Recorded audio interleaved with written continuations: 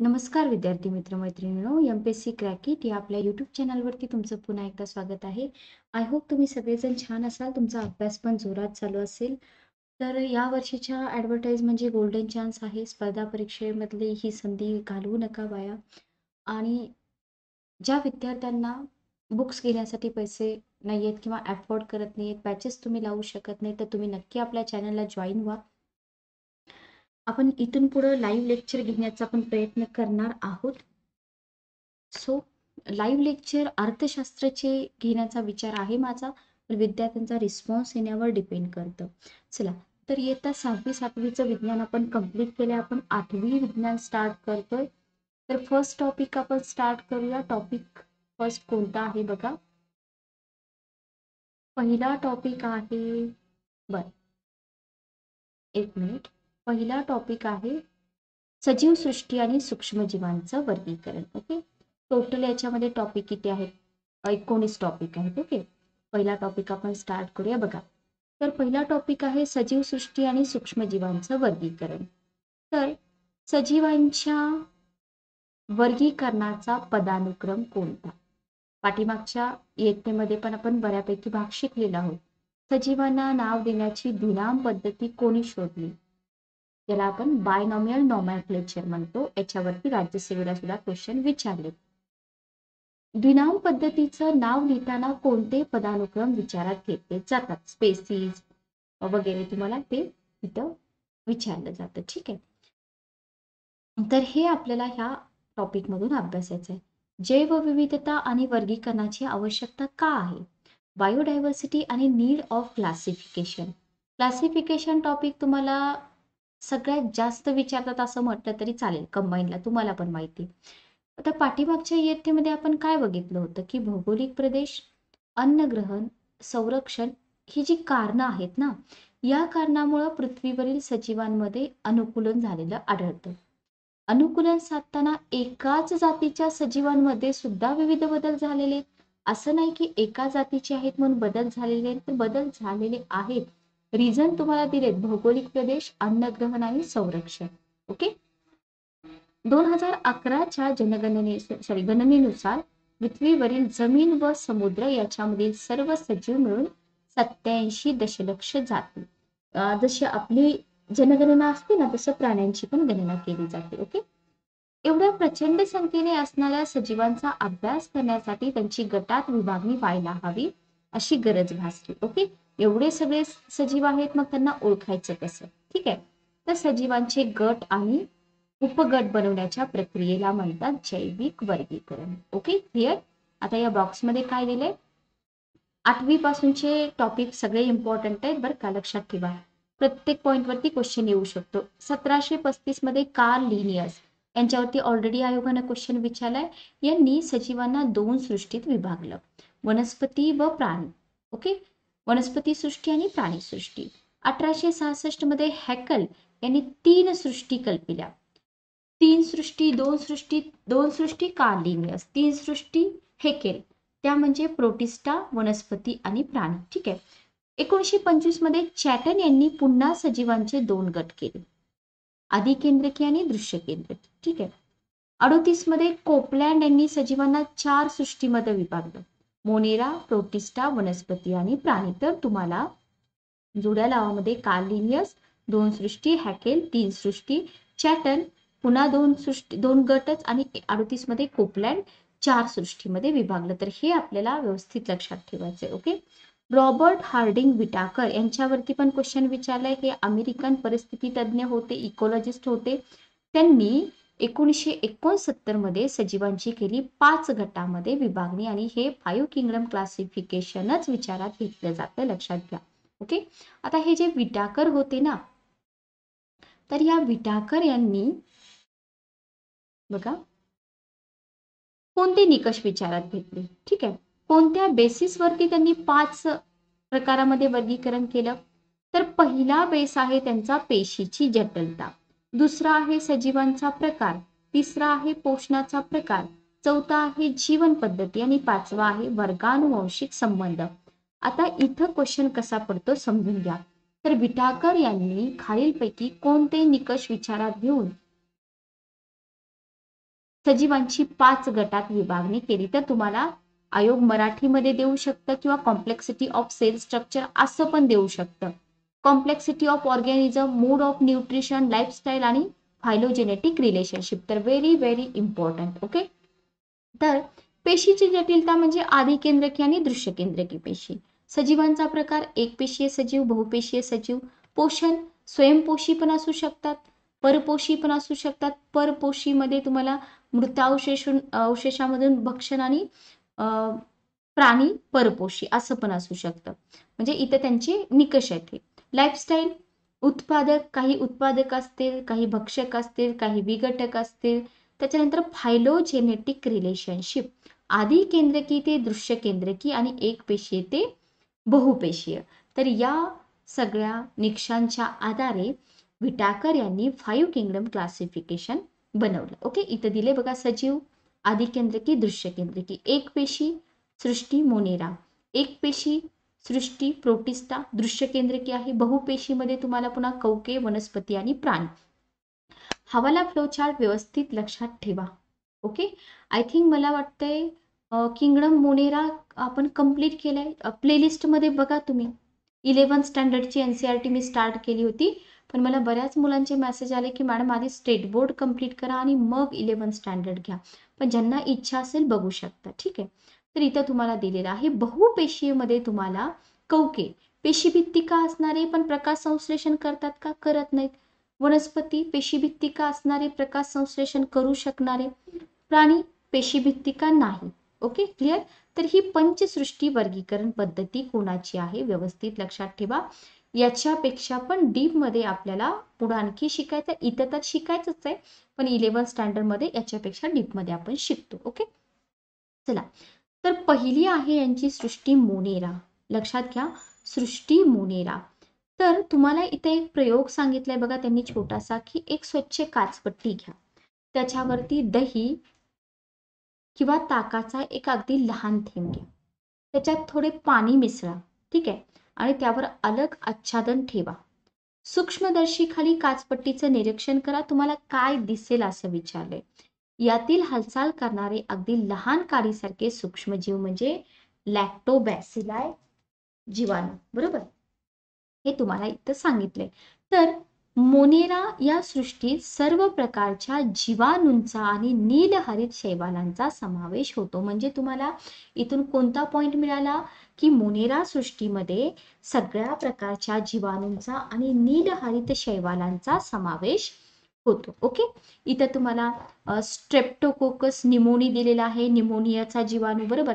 Clostridium tetani, Treponema pallidum, Vibrio cholerae, Salmonella typhi, Legionella pneumoniae, Staphylococcus aureus, Clostridium botulinum. तर हे सगळी नावं तुम्हाला एक्झाम मध्ये विचारली जातात. मोनेरा सृष्टीतील जीव कोणकोणते आहेत खालीलपैकी. 8वीचं पुस्तकातला प्रत्येक पॉइंट, जे जे टॉपिक इम्पॉर्टंट आहेत ते प्रत्येक पॉइंट मी तुम्हाला इथं सांगणार आहे. फक्त नोट्स मात्र तुम्ही स्वतःच्या काढा. ठीक आहे. आता लक्षणं काय असतात या मोनेरा गटातल्या सजीवांची? एक पेशी असतात बघा. कशा असतात? एक पेशी असतात. स्वयंपोषी पण असू शकतात, परपोषी पण असू शकतात. पण आयोग काय देईल तुम्हाला? आयोग देईल की मोनेरा सृष्टीमधले सजीव बहुपेशी असतात. मग तुम्हाला माहित पाहिजे की बहुपेशी नाही, एक पेशी असतात. स्वयंपोषी आणि परपोषी असू शकतात. आधी केंद्रकी असून पटलबद्ध केंद्रक किंवा पेशी अंगके नसतात. ओके. क्लिअर. इथं तुम्हाला दिले आहे की आधी केंद्रके असून पटलबद्ध केंद्रक किंवा पेशी अंगके नसतात. आता हे झालं 8वीचं पुस्तक. 8वीच्या पुस्तकामध्ये मोनेरा किंगडम बद्दल तुम्हाला एवढी माहिती दिली. आता जर तुम्ही 11th स्टँडर्डचं पुस्तक बघितलं तर तुम्हाला याच्यापेक्षा डीप मध्ये माहिती मिळते, जे मी तुम्हाला चॅनलवरती शिकवलेले आहे डेमो लेक्चर म्हणून तुम्ही बघू शकता. आणि जेव्हा आपलं 10th स्टँडर्डचं पुस्तक कंप्लीट होईल तेव्हा आपण कंटिन्यू पुन्हा 11th स्टँडर्ड करणार आहोत. तुमच्या कंबाईन पर्यंत आपला बऱ्यापैकी भाग सायन्सचा होऊन जाईल. ठीक आहे. त्याच्यानंतर आहे प्रोटिस्टा. एखाद्या डबक्यातील पाण्याचा थेंब काचपट्टीवर ठेवून सूक्ष्मदर्शीखाली निरीक्षण करा असं तुम्हाला म्हटलंय. काही अनियमित आकाराचे सूक्ष्मजीव हालचाल करताना दिसतील. हे सजीव कोण आहेत? अमिबा. इथे दिसते का? Amoeba, volvox, paramecium, euglena. तर हे जे सजीव आहेत हे आहेत प्रोटिस्टा वर्गातील. ओके. प्रोटिस्टा सृष्टीतील सजीव एक पेशीय असतात. आता हे पण एक पेशीय आहेत, बरोबर, पण यांना पटलबद्ध केंद्रक असतं का? मोनेरा मधल्यांना नसतं. यांना मात्र पटलबद्ध केंद्रक असतं. लक्षात ठेवा. प्रचलनासाठी छद्मपाद किंवा रोमके किंवा कक्षाभिका असतात. हा आहे डिफरन्स. ओके. त्याच्यानंतर आणखी काय वैशिष्ट्य आहेत बघा. स्वयंपोषी, उदाहरणार्थ युग्लिना, वॉल्वॅक्स या पेशीमध्ये हरितलवके असतात. तिकडं स्वयंपोषी परपोषी दोन्ही असू शकतात. असं वरती दिलंय बघा, तुम्ही कंपॅरेटिव्हली अभ्यास करा. स्वयंपोषी किंवा परपोषी असू शकतात. ठीक आहे. परपोषी कोण आहे? अमिबा आहे, पॅरामिशियम आहे, प्लाझ्मोडियम आहे. Okay, clear. तर हे झाले प्रोटिस्टा वर्गातील. त्याच्यानंतर आहे कवके, ज्याला आपण फंजाय किंवा फंगाय असं म्हणतो. आता आपण आपल्या किचनमध्ये नेहमीच बघितलेलं असतं बघा, एखादा पावाचा तुकडा आहे, एखादा भाकरीचा तुकडा आहे, ओलसर जागी ठेवा, 2 दिवसानंतर काढलं तर त्याच्यावरती आपल्याला पांढरे तंतू दिसतात. तर हे जर तुम्ही सूक्ष्मदर्शी खाली म्हणजे मायक्रोस्कोप खाली बघितलं तर काय दिसतं? आपल्याला अशा प्रकारचे मोल्ड दिसतात, बरोबर, बुरशी दिसते. ठीक आहे. ओके. आता इथं तुम्हाला काय दिलंय बघा, इथं तुम्हाला दिलंय हे आपलं राहिलं राष्ट्रीय विषाणू संस्था. याच्यावरती आयोग क्वेश्चन विचारतं बरं का. राष्ट्रीय विषाणू संस्था कुठं आहे? पुण्याला आहे. नॅशनल इन्स्टिट्यूट ऑफ व्हायरोलॉजी विषाणू संदर्भातील संशोधनाचं कार्य करते.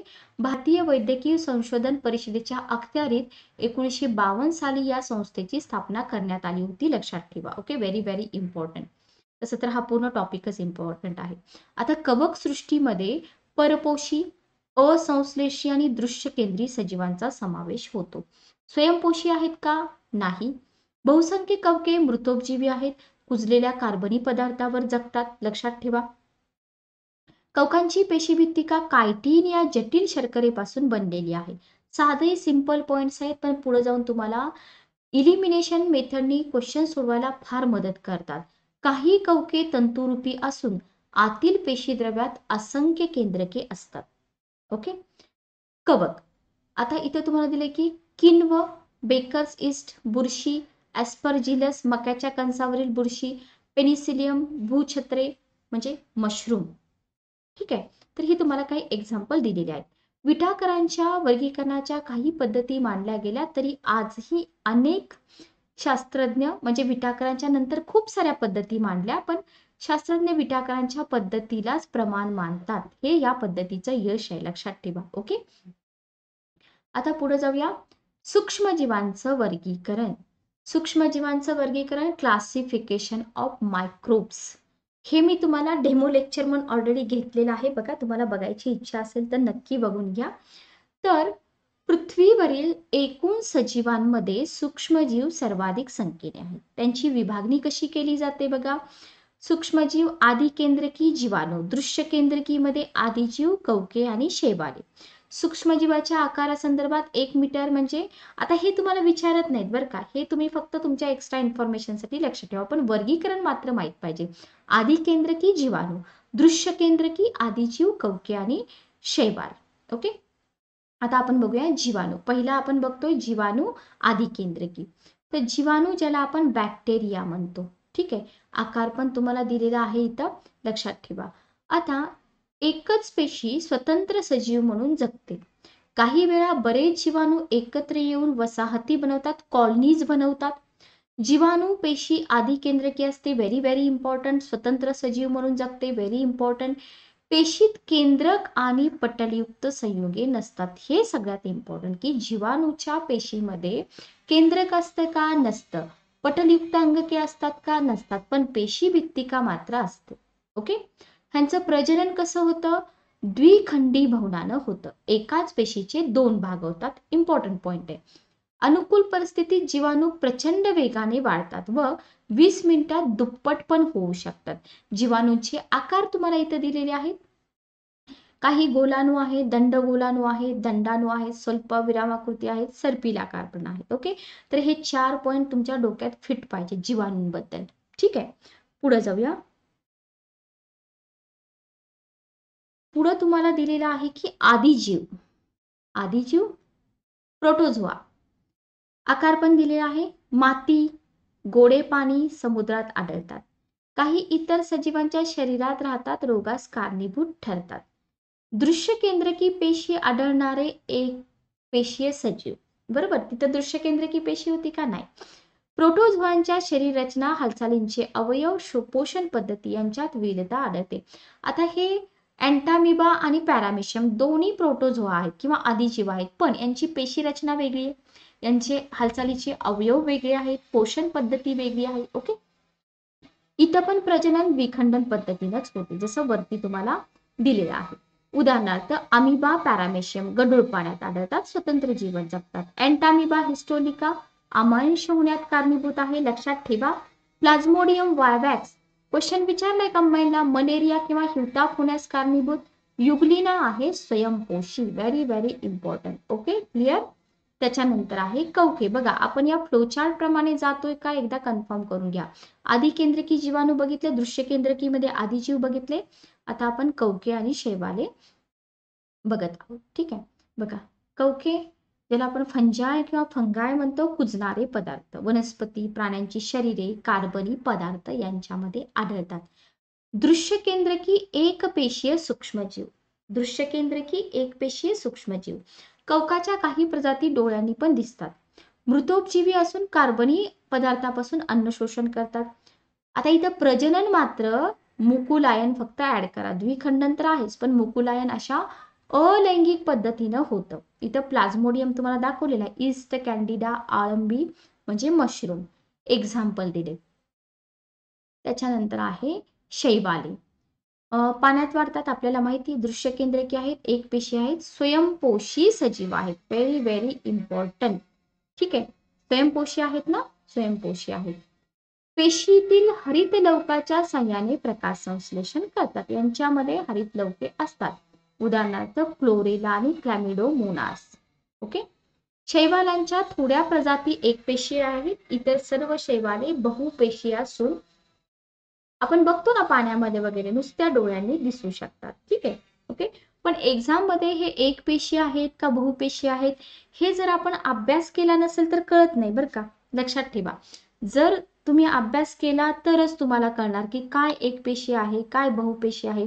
विज्ञान इतकं सोपं तर नाहीये की तुम्ही लगेचच इलिमिनेशन मेथडनी क्वेश्चन सॉल्व कराल. ठीक आहे, ओके. बऱ्याच विद्यार्थ्यांचे कमेंट येत आहेत की मॅडम CDPO चे लेक्चर स्टार्ट करा.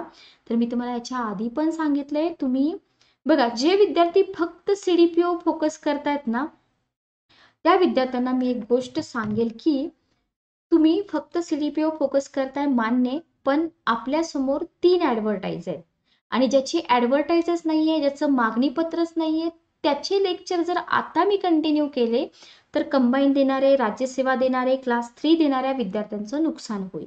ओके, सो थोडंसं कोऑपरेट करा.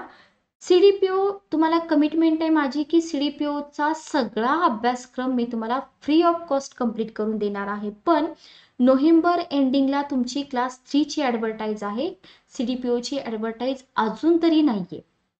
ठीक आहे, मग आता विज्ञानाचा भाग CDPO ला पण विचारतात, तर तुम्ही करून घ्या ना तोपर्यंत विज्ञान. CDPO ला तुम्हाला पॉलिटी विचारतात, ते पण करून घ्या. ओके, तर लक्षात घ्या, एका एक्झामसाठी 3 एक्झाम हातातून जाऊ देऊ नका. फक्त मला एवढंच वाटतं की एका एक्झामसाठी 3 एक्झाम हातातून जाऊ देऊ नका. ठीक आहे, चला.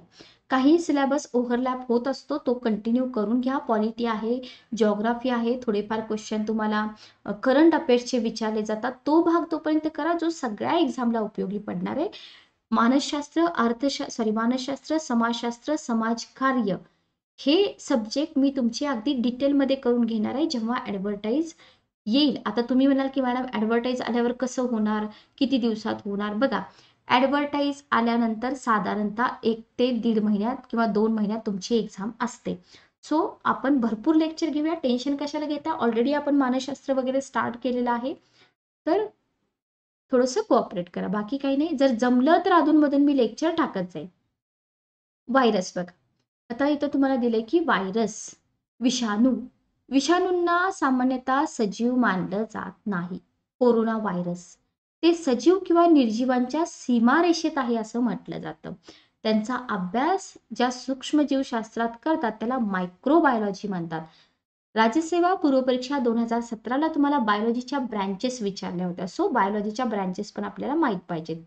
तर विषाणू अतिसूक्ष्म म्हणजे जीवाणूंच्या 10 ते 100 पटीने लहान असतात. उघड्या डोळ्यांनी दिसतात का? अजिबात दिसत नाहीत. फक्त इलेक्ट्रॉन मायक्रोस्कोपनेच दिसतात. स्वतंत्र कणाच्या रूपात आढळतात. विषाणू म्हणजे डीएनए डीऑक्सिरायबोन्यूक्लिक किंवा रायबोन्यूक्लिक आम्लपासून बनलेला लांबलचक रेणू असून त्याला प्रथिनांचं आवरण असतं. ठीक आहे. वनस्पती व प्राण्यांच्या जिवंत पेशीतच ते राहू शकतात. या पेशींच्या मदतीने विषाणू स्वतःची प्रथिने बनवतात आणि स्वतःच्या असंख्य प्रतिकृती निर्माण करतात आणि यजमान पेशींना नष्ट करून या प्रतिकृती मुक्त होतात व मुक्त विषाणू पुन्हा पेशींना संसर्ग करतात आणि विषाणूमुळे वनस्पती आणि प्राण्यांना विविध रोग होतात. आपल्या समोरच याचं उदाहरण आहे जागतिक महामारी कोरोना व्हायरस. तर याच्यामध्ये तुम्ही काय काय लक्षात ठेवणार? विषाणूंचा आकार, त्याला डीएनए आणि आरएनए यांच्यापासून बनलेला एक रेणू असतो, प्रथिनांचं आवरण असतं. हे सगळं तुम्ही व्यवस्थित लक्षात ठेवा. ओके, पुढे जाऊया. पुढे तुम्हाला दिलेला आहे की मानव, पोलिओ विषाणू, इन्फ्लुएन्झा, HIV एड्स विषाणू, गुरांना पिकोर्ना विषाणू, टोमॅटो विल्ट विषाणू कारण वनस्पतीमध्ये पण असतात, तंबाखू मोझाईक विषाणू, जीवाणू बॅक्टेरियोफाज हे विषाणू जीवाणूंवर हल्ला करतात. ओके, तर तुम्हाला आणखी याच्यापेक्षा पण जास्त माहिती विषाणूंबद्दलची याच्यावरती मिळू शकते इंटरनेटवरती वगैरे. तर याच्यापेक्षा डीपमध्ये तर माहिती आपल्याला घ्यायचीच आहे, कारण का क्वेश्चन विचारले जातात. पण हे आपण 8वीच्या लेवलचं बघतोय. तर इथं आपला हा छोटासा पहिला टॉपिक संपतो. त्याच्यानंतर स्टार्ट होतो दुसरा टॉपिक, आरोग्य आणि रोग. बघा आता हा मुलगा इथं दिसतोय आजारी पडलेला, बरोबर. आरोग्य म्हणजे काय? फक्त रोगाचा नुसता अभाव म्हणजे आरोग्य का? नाही. तुमची शारीरिक स्थिती, तुमची मानसिक स्थिती आणि तुमची सामाजिक स्थिती, तुमची सदृढ स्थिती जर असेल तर त्याला तुम्ही म्हणता आरोग्य. तसं बघितलं तर जनरली रोगाचा अभाव म्हणजे आरोग्य असं समजलं जातं, कारण मानसिक वगैरे स्थितीचा कोणी विचार करत नाही. ठीक आहे, बरोबर की नाही? मग रोग म्हणजे काय? शरीर क्रियात्मक किंवा मानसशास्त्रीयरित्या शरीरातील महत्वाच्या जैविक कार्यामध्ये अडथळा आणणारी स्थिती म्हणजे रोग होय. याच्यामध्ये तुम्हाला डायबेटीस आहे, दमा आहे, डाऊन संलक्षण आहे, हृदयविकार आहे, वेगवेगळे रोग आहेत, वेगवेगळी लक्षणं असतात. तुम्हाला रोगांचं वर्गीकरण पण करून दिलेलं आहे. टाइप्स ऑफ डिसीज, कालावधीनुसार दीर्घकालीन रोग, तीव्र रोग. याच्यावरती क्वेश्चन विचारला होता आयोगाने. याच्यावरती आयोगाने क्वेश्चन विचारला होता. ज्यांनी पेपर अनालिसिस केलंय मला कमेंट करून सांगा की दीर्घकालीन रोग आणि तीव्र रोगांवरती क्वेश्चन कुठल्या एक्झाम मध्ये विचारला होता. कारण आपल्याला कालावधीनुसार रोगांचे प्रकार माहितच नसतात. कारणानुसार होणारे अनुवंशिक रोग, काही रोग अनुवंशिक असतात, काही उपार्जित असतात. उपार्जित म्हणजे संसर्गजन्य आणि असंसर्गजन्य. अनुवंशिक म्हणजे तुमच्या पिढीमध्ये तुमच्या आई वडील, तुमचे आजी आजोबा यांच्यापासून ते रोग चालत आलेले असतात. उदाहरणार्थ डायबेटीस आहे. ठीक आहे, तर हा अनुवंशिक रोग आहे. तर ते तुमच्या फॅमिलीमध्ये आधीपासून कोणाला तरी असतो, मग ते तुमच्या जीन्स मध्येच उतरतं आणि ते होऊन जातात. ठीक आहे, बघा आता इथं तुम्हाला दिलंय की खाली दिलेल्या रोगांचा प्रसार कोणत्या माध्यमाद्वारे होतो. आता इथं क्षेत्रामध्ये तुम्हाला दिलेलं आहे की थुंकीद्वारे होणारा रोग प्रसार. तर हे आपले आता कोविड वगैरे असंच होतं ना, संसर्गजन्य, बरोबर. तर हे तुम्हाला इथं दिलेलं आहे. पुढे तुम्हाला दिलेलं आहे की संसर्गजन्य रोग, संक्रामक रोग. दूषित पाणी, दूषित हवा, अन्न, कीटक, प्राणी यांच्याद्वारे पसरणारे रोग म्हणजे संसर्गजन्य रोग. ठीक आहे, याच्यामध्ये क्षयरोग, ट्युबरक्युलोसिस. आता क्षयरोगाचा कारक कोण आहे? जीवाणू मायकोबॅक्टेरियम ट्युबरक्युली हे आयोग विचारतं. ओके, संक्रमण कसं होतं? रोगाच्या थुंकीतून, हवेमार्फत. रोगाच्या सानिध्यामध्ये तुम्ही दीर्घकाळ राहिलात, रोगाच्या वस्तू तुम्ही वापरलात, दीर्घ मुदतीचा खोकला आहे, थुंकीतून रक्त पडणं, वजन कमी होणं, श्वासोच्छ्वास प्रक्रियेत त्रास होणं, ही आहेत क्षयरोगाची लक्षणं. आता हा जो चार्ट आहे, हा चार्ट खरंच इम्पॉर्टंट आहे, म्हणजे बेसिक लेवलचे क्वेश्चन तुम्हाला या चार्ट मधून विचारले जाऊ शकतात. त्याच्यानंतर आहे बीसीजी लस टोचून घ्यावी. बीसीजी लस टोचून घ्यावी, रुग्णांना इतरांपासून वेगळे ठेवावे आणि डॉट हा उपचार पूर्ण आणि नियमित घ्यावा. डॉट उपचार पद्धती. Okay, clear. तर तुम्हाला सर्वात इम्पॉर्टंट काय माहिती का, हे मायक्रोबॅक्टेरियम ट्युबरक्युली हे नाव. ओके, कारक कोण आहे ते. कावीळ, याला आपण हिपॅटायटिस, याच्यावरती पण आयोगाने भरपूर क्वेश्चन विचारलेत, पण इथं तुम्हाला तेवढं इन्फॉर्मेशन दिलेली नाही. पुढे आपण बघणार आहोत हिपॅटायटिस ए काय आहे, हिपॅटायटिस बी काय आहे, सी काय आहे, डी काय आहे. एक क्वेश्चन तुम्हाला विचारला होता हिपॅटायटिस, मला वाटतं युपीएससी प्रिलियमला विचारला होता. हे आपण सेपरेट लेक्चर कंडक्ट करूया. तर बघा, संसर्गाचं माध्यम कोणतं आहे, पाणी, रुग्णासाठी वापरलेल्या सुया आणि रक्तपराधन. आता हिपॅटायटिस मध्ये काय होतं, कावीळमध्ये भूक मंदावते, गर्द पिवळी लघवी होते, डोळे पिवळे होतात, थकवा. त्याच्यामध्ये प्रकार असतात ना, म्हणतात की पांढरी कावीळ, पिवळी कावीळ वगैरे, उलटी, राखाडी विष्ठा.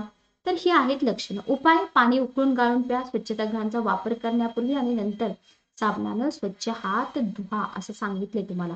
डायरिया, याला आपण अतिसार किंवा हगवण म्हणतो. जीवाणू, विषाणू, शिगेल्ला, बॅसिलस, अँटाबिका, हिस्टोलिटिका. व्हेरी व्हेरी इम्पॉर्टंट, हे आपण पाठीमागं पण बघितलंय. प्रसार कसा होतो, दूषित अन्न आणि पाणी.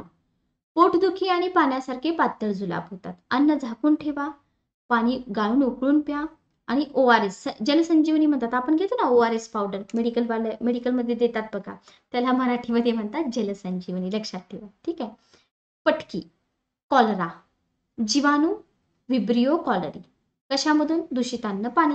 उलट्या होतात, तीव्र जुलाब होतात, पोट दुखतं, पायात पेटके येतात. स्वच्छता राखा, उघड्यावरचा अन्नपदार्थ खाऊ नका, पण आपल्याला तर बाहेरच चांगलं लागतं, हो की नाही. कॉलरा प्रतिबंधक लस घ्यावी. फक्त आता काय करा माहिती का, ह्याचे जीवाणू एक लक्षात ठेवा आणि मराठी पटकी नाव असेल तर त्याला इंग्लिशमध्ये काय म्हणतात हे लक्षात ठेवा. त्याच्यानंतर आहे विषमज्वर म्हणजे टायफॉइड, साल्मोनेला टायफी, दूषित अन्न, पाणी, भूक मंदावणे, डोकेदुखी, मळमळ, पोटावर पुरळ, अतिसार आणि 104 फॅरेंट पर्यंत तुम्हाला ताप येतो. ओके, चला इथं पण तुम्हाला तेच आहे, पाणी वगैरे स्वच्छ करा, निर्जंतुक करा, सांडपाण्याची योग्य विल्हेवाट लावा. काही संसर्गजन्य रोग तुम्हाला इथे दिलेत, आंत्रशोथ, शिवताप, प्लेग, कुष्ठरोग याची माहिती मिळवा म्हणतात. पुढे आपण माहिती घेणारच आहोत, सेपरेट लेक्चर कंडक्ट करूया. परिसरातील अस्वच्छता, बघा अशी सगळी अस्वच्छता तुम्हाला परिसरामध्ये दिसून येते. ठीक आहे. कांजिण्या, चिकन पॉक्स याची पण तुम्हाला माहिती, याचं टेन्शन तुम्ही घेऊ नका, मी तुम्हाला सेपरेट त्याच्यावरती लेक्चर कंडक्ट करेन. आता तुम्हाला इथे दिले की सद्यस्थितीतील काही महत्वाचे रोग. आता सध्या पण ना डेंग्यूची साथ चालू आहे बघा बऱ्याच सिटीमध्ये. डेंग्यू पाण्यात डास अंडी घालतात, असे टायर वगैरे पडलेले असतात किंवा पाणवटे असतात, तर त्याच्यामध्ये काय होतं, हे डास अंडी घालतात. डासांच्या विविध प्रजाती वेगवेगळे रोग पसरवतात. एडिस इजिप्ती नावाच्या डासांमार्फत डेंग्यू हा संसर्गजन्य रोग पसरतो. हा आजार फ्लेवी व्हायरस या प्रकारातील डेन 14 या विषाणूमुळे होतो. लक्षात ठेवा, हा आजार फ्लेवी व्हायरस या प्रकारातील डेन 14 या विषाणूमुळे होतो. आता डेंग्यू मध्ये काय होतं, तीव्र ताप, तीव्र डोकेदुखी, उलट्या होणे, डोळ्यांच्या खोबणीत दुखणे, प्लेटलेट्स कमी होणे, शरीराअंतर्गत रक्तस्राव होणे. तर ही आहे डेंग्यूची लक्षणं. त्यातल्या त्यात तुम्हाला माहिती पाहिजे, संसर्गजन्य रोग आहे फ्लेवी व्हायरस, याचं नाव माहित पाहिजे आणि याची लक्षणं तुम्हाला माहित पाहिजे. ठीक आहे. आता याच्यानंतर तुम्हाला काय दिलंय बघा, एडिस इजिप्ती तुम्हाला दिलेलं आहे इथं. तर ग्रामपंचायत करते की नाही स्वच्छता वगैरे, आपल्याला सांगते की पाणी साठवून ठेवू नका. त्याच्यानंतर तुम्हाला हत्ती रोगावरती पण क्वेश्चन आयोगाने विचारला होता. हिवतापाचा प्रसार अॅनाफिलस डासाच्या मादीमुळे होतो. एवढे छोटे छोटे क्वेश्चन कधी कधी विचारतात बरं का, कंबाईनला एका मार्काला. मग हत्ती रोगाचा प्रसार कशामुळे होतो, क्विलेक्स डासाच्या मादीमुळे होतो. हिवतापाचा प्रसार अॅनाफिलस डासाची मादी, हत्ती रोगाचा प्रसार क्विलेक्स डासाची मादी. अॅनाफिलस आणि एडिस डासाचे वास्तव स्वच्छ पाण्यात असते, व्हेरी व्हेरी इम्पॉर्टंट. तर क्विलेक्स डास प्रदूषित पाणी किंवा गटारामध्ये असतात, ज्याच्यामुळे हत्ती रोग होतो. Okay, clear. तर हे जे बॉक्स दिलेत ना आयोगाने, सॉरी स्टेट बोर्डने, ते लक्षात ठेवा.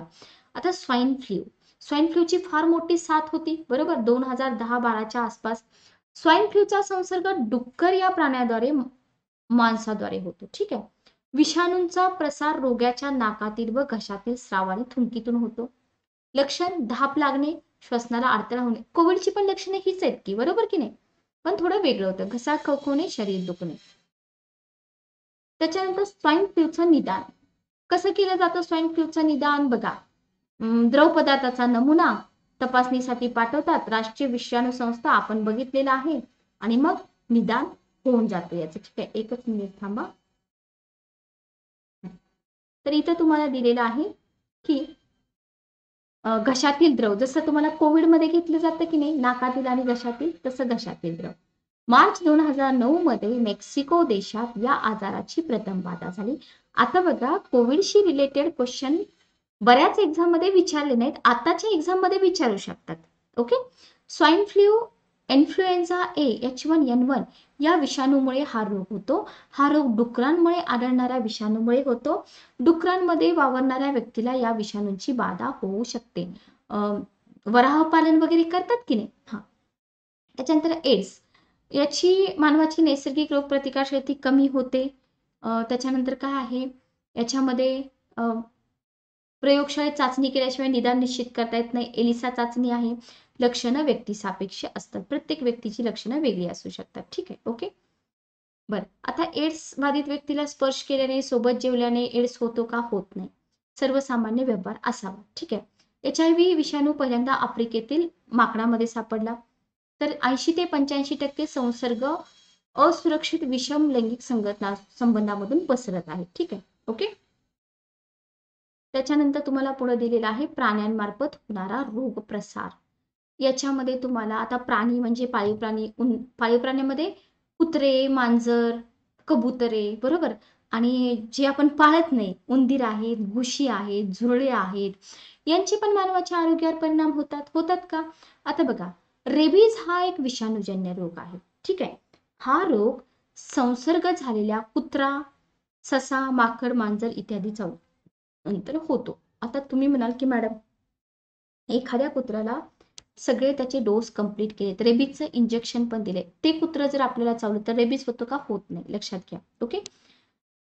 या रोगाचे विषाणू मज्जातंतूद्वारे मेंदूत प्रवेश करतात. हायड्रोफोबिया हे या रोगाचं महत्वाचं लक्षण आहे. रोगी पाण्याला घाबरत असल्याने त्याला जलसंत्रास. आता हे तुम्हाला नवीन पॉइंट मिळाला. रेबीज प्राणघातक रोग आहे, मात्र रोग होण्यापूर्वी लस देऊन त्यापासून संरक्षण करता येते. कुत्रा चावल्यानंतर आजाराची लक्षणे 90 ते 175 दिवसात दिसू लागतात. ओके. पहिला पॉइंट व्यवस्थित लक्षात ठेवा बरं का. हा रोग संसर्ग झालेल्या कुत्रा, ससा, माकड, मांजर चावल्यानंतर होतो. ज्याला संसर्ग नाही झाला त्याच्यापासून होत नाही. त्याच्यामुळं कुत्र्यांना दोषी ठरवू नये.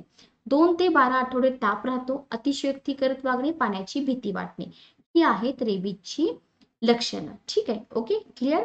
त्याच्यानंतर तुम्हाला दिले असंसर्गजन्य रोग. काही रोग संसर्गाने होत नाहीत, ज्याच्यामध्ये बघा संक्रमणातून पसरत नाहीत, विशिष्ट कारण असतं, व्यक्तीच्या शरीरातच उद्भवतात. कॅन्सर, पेशींच्या अनियंत्रित व अपसामान्य वाढीला म्हणतात कॅन्सर. कर्करोगाच्या पेशी समूहास किंवा गाठीस दुर्दम्य अर्बुद म्हणतात. कर्करोग फुफ्फुसाचा, तोंडाचा, जिभेचा, जठराचा, स्तनांचा, गर्भाशयाचा, त्वचेचा यांसारख्या अवयवात रक्त किंवा अन्य कोणत्याही ऊतीमध्ये कॅन्सर होऊ शकतो. लक्षात घ्या. ओके. कारण काय आहे? तंबाखू, गुटखा, धूम्रपान, मद्यपान करणं, आहारात चोथायुक्त अन्नपदार्थांचा समावेश नसणं, अति प्रमाणात जंक फूड खाणं, अनेक कारणं असू शकतात आणि अनुवंशिकता हे पण एक कारण असू शकतं. ठीक आहे. Okay, clear. लक्षणं काय आहेत बघा, दीर्घकालीन खोकला, आवाज घोगरा होणं, गिळताना त्रास होणं, उपचार करूनही बरा न होणारा व्रण किंवा सूज, स्तनामध्ये गाठी निर्माण होणं, आकारण वजन घटणं, ही आहेत कॅन्सरची लक्षणं. ओके. कर्करोगावरील आधुनिक निदान आणि उपचार पद्धती, याच्यामध्ये tissue diagnosis, CT scan, MRI scan, mammography, biopsy वगैरे वगैरे, लॅप्रोस्कोपिक सर्जरी आहे, रोबोटिक सर्जरी आहे, अशा पद्धती वापरल्या जातात. किरणोपचार पण आहे. ठीक आहे. ओके. रसायन उपचार आणि किरणोपचार. तर या सगळ्या निदान आणि पद्धती तुम्ही व्यवस्थित लक्षात ठेवा. आहारावर योग्य नियंत्रण ठेवल्यास काही प्रकारच्या कर्करोगापासून संरक्षण मिळते. असं तुम्हाला इथं दिलेलं आहे. धूम्रपान वगैरे करू नका असं सांगितलेलं आहे. त्याच्यानंतर डायबिटीस वरती राज्यसेवा पूर्वपरीक्षा 2017ला पण क्वेश्चन पडला होता. स्वादुपिंडात निर्माण होणारे इन्सुलिन हे संप्रेरक रक्तातील ग्लुकोज शर्करेच्या प्रमाणावर नियंत्रण ठेवते. स्वादुपिंडात निर्माण होणारे इन्सुलिन हे संप्रेरक रक्तातील ग्लुकोज शर्करेच्या प्रमाणावर नियंत्रण ठेवते. इन्सुलिनचं प्रमाण कमी झाल्यास शर्करेचं प्रमाण नियंत्रित होत नाही. या विकाराला म्हणतात मधुमेह. या लक्षणांकडे दुर्लक्ष योग्य नाही. रात्री मूत्र विसर्जनास वारंवार जावं लागणं, वजन खूप वाढणं किंवा कमी होणं, लठ्ठपणा, व्यायामाचा अभाव, मानसिक ताण ही डायबिटीसची लक्षणं. पर्सन टू पर्सन लक्षणं सुद्धा बदलू शकतात. लक्षात ठेवा. आता इथं बघा डायबिटीसची माहिती दिली, पण टाईप ए टाईप 2 डायबिटीस काय असतो हे आपण पुढे बघणार आहोत. कारण 8वीच्या पुस्तकामध्ये तुम्हाला टाईप ए आणि टाईप 2 डायबिटीसची माहिती दिलेली नाही, पण पुढे मी तुम्हाला शिकवेन. ठीक आहे. ओके. चला, तुम्हाला सांगितलंय की जगात सगळ्यात जास्त डायबिटीसचे रुग्ण कुठे आहेत? आपल्या भारतामध्ये आहेत असं सांगितलंय. ओके. बरं, एकच मिनिट थांबा. चला, हा टॉपिक आपला संपेल आणि मग आपला पुढचा टॉपिक स्टार्ट होईल. बरं, पुढे काय दिलंय बघा तुम्हाला. हृदयविकार. आता जर तुम्ही बघितलं ना, खूप कमी वयाच्या यंग पिढीला सुद्धा हार्ट डिसीज होत आहेत. बरोबर, तुम्ही वाचलं असेल न्यूजमध्ये. अति व्यायाम करणं किंवा प्रोटीन जास्त घेणं वगैरे वगैरे, तर हृदयाच्या स्नायूंना रक्ताचा पर्यायाने ऑक्सिजन आणि पोषक द्रव्यांचा पुरवठा अपुरा पडल्यास हृदयाची कार्यक्षमता कमी होते. याच्यामुळे हृदयास जास्त कार्य करावे लागते. ताण आल्याने हृदयविकाराचा झटका येऊ शकतो. तरी डॉक्टरांना दाखवावं लागतं. दुर्लक्ष करून चालत नाही कधी. असह्य वेदना होत आहेत, छातीतील वेदनांमुळे खांदे, मान, हात दुखतायत, हात आखडणे, घाम येणे, अस्वस्थता, कंप जाणवणे. बरोबर. ओके. तर हृदयविकाराची कारणं तुम्हाला दिले. धूम्रपान करणे, मद्यपान करणे, डायबिटीस, लठ्ठपणा, रागीटपणा, चिंता, व्यायामाचा अभाव, शारीरिक श्रमाचा अभाव. आता हृदयविकाराशी रिलेटेड बघा, अँजिओप्लास्टी आहे, ब्लॉक बघतात किती आहेत, बायपास सर्जरी आहे, ओपन हार्ट सर्जरी आहे, पेसमेकर बसवणे आहे, स्टेंटस टाकणं आहे, हृदय प्रत्यारोपण आहे. ओके. तर हे पण लक्षात ठेवा. पहिल्यांदा 108 क्रमांकावर रुग्णवाहिकेसाठी फोन करा. तुम्हाला सांगितले काय काय करायचे ते. बघा, अशी थोडीशी माहिती तुम्ही करून ठेवा, कारण का कधी कधी उपयोगी पडू शकतं. कुणाचा तरी जीव आपल्यामुळे वाचू शकतो. औषधांचा गैरवापर करू नका. आपण काय करतो, डोकं दुखतंय, पोट दुखतंय, आपल्या मनानेच गोळी घेतो, मेडिकल वाल्याला मागतो. असं काही करू नका. पेन किलर्स जास्त जर तुम्ही घेतली तर तुमची चेतासंस्था, उत्सर्जन संस्था, यकृत याच्यावर परिणाम होतो. अँटीबायोटिक्सचा अतिवापर केला तर मळमळ, पोटदुखी, पातळ जुलाब, अंगावर पुरळ येणे, जिभेवर पांढरे चट्टे पडणे इत्यादी लक्षणे तयार होतात. लक्षात ठेवा. गरीब रुग्ण महागडी औषधे विकत घेऊ शकत नाहीत. मग जेनेरिक औषधे आलेत ना मार्केटमध्ये, यांना सामान्य औषधे पण म्हणतात. निर्मिती आणि वितरण कोणत्याही पेटंट शिवाय केली जाते. ही औषधे ब्रँडेड औषधांच्या समकक्ष दर्जाची असतात. त्यांच्यातील घटकाचं प्रमाण, औषधांचा फॉर्म्युला तयार मिळत असल्यामुळे संशोधनाचा खर्च वाचतो. त्याच्यामुळे ब्रँडेड औषधांपेक्षा याच्या किमती ज्या असतात त्या कमी असतात. ओके, लक्षात ठेवा. ठीक आहे. बघा, जेनेरिक औषधांची तुम्हाला ना गव्हर्नमेंट वेबसाईटवरती पण माहिती मिळेल बरं का, गव्हर्नमेंटच्या वेबसाईटवरती पण. आता तुम्हाला दिलंय की तुमचं जीवनशैली आणि आहार. बघा, बऱ्याच रोगांचं रिझन काय असतं, तुमची चुकीची जीवनशैली, तुमचा चुकीचा आहार. तर ते व्यवस्थित करा. वॅक्सिनेशन करून घ्या आजार होऊ नये म्हणून. ठीक आहे. आता कोविडचं जे वॅक्सिनेशन चालू आहे, त्याच्यानंतर तुम्हाला हे इम्पॉर्टंट आहे बघा, पंतप्रधान जन औषध योजना 1 जुलै 2015. कोणतीही गव्हर्नमेंटची स्कीम आहे, कधी चालू झाली आहे, लक्षात ठेवा. इथं जन औषध स्टोअर चालू करण्यात आलेले आहे. ओके. बरं, आपला भारत किंवा भारतीय कंपन्या मोठ्या प्रमाणावर निर्यात पण करतात जेनेरिक औषधांची. Okay, clear. अमेरिकेमध्ये 80% जेनेरिक औषधांचा वापर केला जातो. लक्षात घ्या. आता आरोग्य दिनविशेष याच्यावरती ऑलरेडी क्वेश्चन आलाय. 7 एप्रिल जागतिक आरोग्य दिन. थीम पण विचारली जाते त्या वर्षीची. 14 जून रक्तदान दिन, 14 नोव्हेंबर मधुमेह दिन, 29 सप्टेंबर जागतिक हृदयरोग दिन. आता इथं काय करायचं फक्त तुम्हाला 2021च्या थीम बघून ठेवायचे की मधुमेह दिनाची थीम काय होती, हृदयरोग दिनाची थीम काय होती. ओके. आणि आहे रक्तदान. रक्तदान करा, नेत्रदान करा. ठीक आहे. एका वर्षात 4दा रक्तदान केल्यास 12 रुग्णांचे प्राण वाचवता येतात असं दिलेलं आहे. तर इथं आपले 2 टॉपिक कंप्लीट झाले. बायोलॉजीचे टॉपिक तसं तर सोपे वाटतात अभ्यासताना. नेक्स्ट लेक्चरमध्ये आपण 3रा टॉपिक कंप्लीट करूया.